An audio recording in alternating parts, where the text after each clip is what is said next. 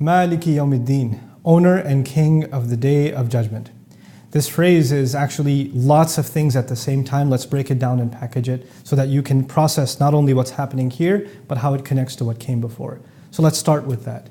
We just talked about how merciful and loving and caring Allah is. But if that's all Allah was, it's easy to take advantage. I used to be a teacher, and when I first started in that profession, I thought, I'll just be the best friend to my students. I'll just make jokes with them and never impose any authority on them. There are no consequences for messing up. I'll just crack jokes and be the class clown and all of it. And that goes, they loved me for it, but as soon as I asked them to do some homework or some classwork, they said, no, we're not going to do it, because they always thought that I'm going to be the nice guy, and I don't have the capacity to ever hold them accountable for their actions. If you really want to have a healthy relationship, in any of those relationships where there's an authority, like Allah is an authority, on the one hand, the premise on which it begins is love, care, and mercy. But if that's all there is, then human beings tend to take advantage. مَا غَرَّكَ بِرَبِّكَ الْكَرِيمِ. What deluded you from taking advantage of the nobility of your master, right? So if you don't think there's going to be any consequences, nobody would stop at red lights anymore, and nobody would abide by the law anymore. So Allah balances His mercy by saying, there's a day when judgment is coming, and He owns that day, and He's the king of that day. The quick next thing I want to talk to you about is those two words I keep using, owner and king. Those are very different things. I own small things like a pen, or I own something like a car, or I own something like a house. But I'm not the king of my car. The kingdom is for large, large things. So there's this micro picture of ownership, and there's this macro picture of kingdom. And the word Malik and Malik incorporate both of them. That's important because when Judgment Day begins, there are some huge things that are going to happen. The sun and the moon are going to crash into each other. The earth is going to get flattened.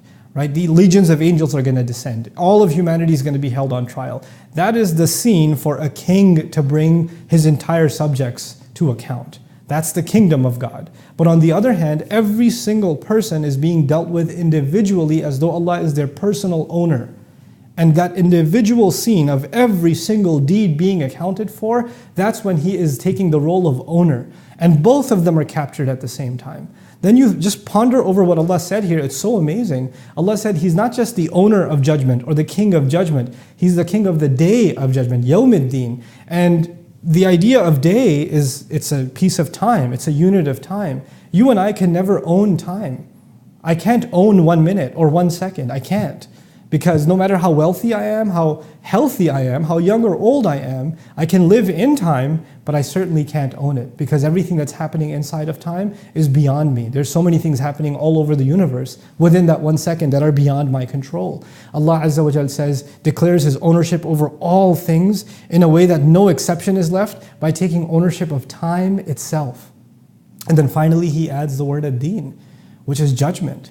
And deen comes from the Arabic kama tadin tudan. The way you deal with people is how you will be dealt with. It is a day where everybody's going to get their fair share. If somebody was shortchanged, it's going to be fulfilled. Every debit is going to be credited. Every credit is going to be debited. Everything's going to get balanced out. First Allah said He's incredibly merciful. Then He said He's going to treat everybody fairly. Those don't go hand in hand. And so we have to reconcile that really quickly. A judge who's always fair is going to be harsh.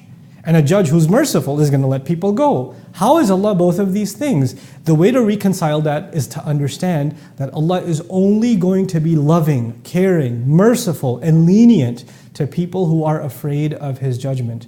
People who forget about His judgment, people who forget that they're going to be standing trial in front of Him and don't care about that, they are not worthy of Allah's leniency. So your attitude towards Allah now will determine how much worthy of His love, care, and leniency you are. It is going to have to be a balance between both of those things. We're not going to lose hope in the love and mercy of Allah, and at the same time, we're not going to be oblivious to the punishment or the consequences of our deeds. It's only the responsible that are going to have a healthy relationship with Allah. May Allah make us of the responsible in light of Maliki Yawmiddin.